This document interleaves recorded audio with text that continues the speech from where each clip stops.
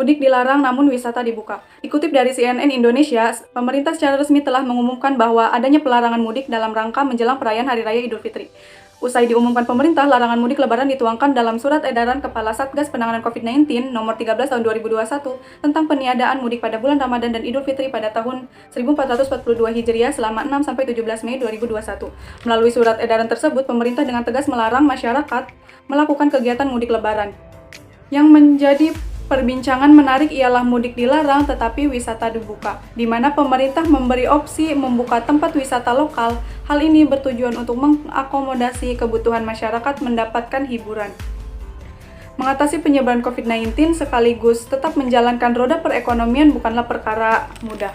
Pertimbangan lain dalam mengambil keputusan ini berkaitan dengan pertumbuhan ekonomi yang harus tetap berjalan. Pemerintah berharap dengan kebijakan tersebut bukan hanya laju pertumbuhan COVID-19 yang bisa ditekan, tetapi perekonomian masyarakat juga harus tetap berjalan. Kebijakan dilarang mudik tapi diperbolehkan berwisata. Dampak positifnya dari kebijakan ini dengan dilarangnya mudik yaitu dapat mencegah penularan COVID-19 saat di perjalanan dan acara kumpul keluarga. Selain itu, kemacetan yang sering terjadi akibat arus mudik lebaran dapat dihindari, sehingga lalu lintas akan berjalan dengan normal. Dikarenakan sejumlah wisata dan pusat perbelanjaan dibuka, maka akan mendorong tingkat konsumsi masyarakat yang berimbas pada peningkatan perekonomian Indonesia di sektor pariwisata. Dampak negatifnya akan berimbas kepada menurunnya pendapatan ekonomi pengusaha dan beberapa profesi yang mengandalkan mata pencarian di bidang transportasi. Bila pemerintah juga tidak tegas dalam penerapan protokol kesehatan di tempat wisata, maka akan terjadi klaster baru penyebaran COVID-19. Menurut pandangan kelompok kami setuju, karena dari sisi pengontrolan pandemi jauh lebih mudah mengontrol persebaran COVID di tempat wisata. Pemerintah tinggal mempertegas petugas keamanan dan memaksa pengunjung untuk mematuhi prokes. Dapat dipastikan hampir semua orang akan menggunakan masker. Selain itu, dengan adanya pembatasan antar kota, yang berkunjung pun pasti cuma masyarakat dari kota yang sama, dan pengunjung setidaknya hanya berkerumun dengan keluarganya sendiri. Sedangkan kalau pemerintah memperbolehkan mudik, sudah pasti para pemudik akan berkerumun dengan keluarga besar mereka. Tidak ada social distancing, tidak pakai masker, karena siapa sih yang bakal pakai masker di dalam rumah?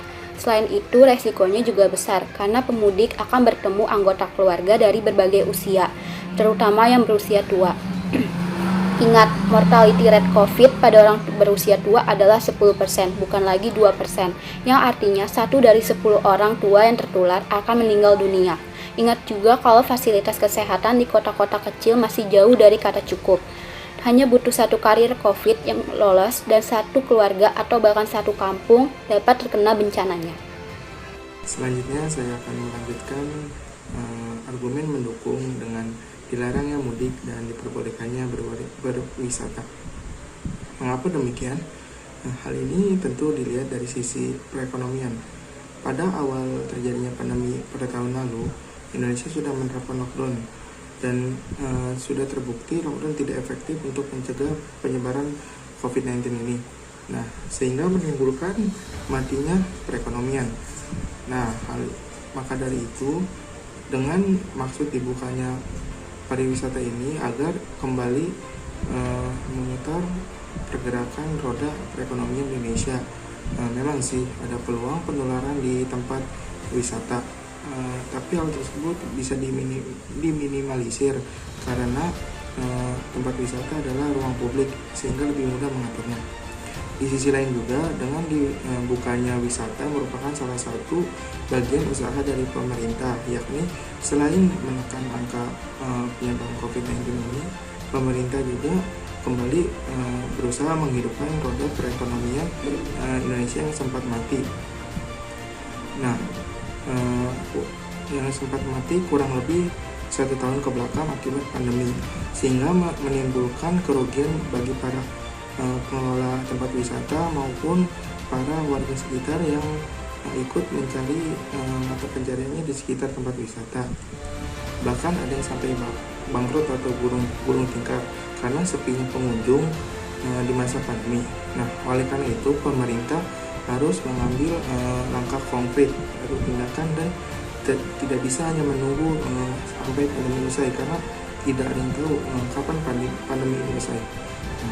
Namun di sisi lain juga disayangkan pengambilan keputusan atau kebijakan yang diambil pemerintah ini dianggap pelin-pelan, yang awalnya tidak diperbolehkan namun dibuka kemudian ditutup kembali dan berubah-ubah, sehingga membuat masyarakat geram karena merasa dirugikan akibat ketidakkonsistenan dari kebijakan yang dibuat oleh pemerintah. Namun hal ini mungkin masih bisa dimaklumi karena mungkin pemerintah baru kali ini mengalami situasi sulit seperti pandemi ini, dan mungkin baru sekarang pandemi ini bisa menyerang di Indonesia, dan kita juga tidak dapat memprediksinya. Akan menjelaskan solusi mengenai fenomena kebijakan larangan mudik namun berwisata diperbolehkan, yaitu dengan cara mempertegas dalam penerapan protokol kesehatan, membatasi jumlah pengunjung yang masuk setiap harinya, dan juga untuk pengelola pariwisata sebisa mungkin harus segera memvaksin seluruh tempat wisata. Sandiaga Uno juga menjelaskan bahwa pariwisata bukan menjadi bagian dari masalah, melainkan menjadi sebuah solusi jika kita bisa mematuhi protokol kesehatan. Pemerintah juga tidak akan ragu dalam memantau dan mengambil tindakan agar adaptasi yang dilakukan dapat terimplementasi dengan benar.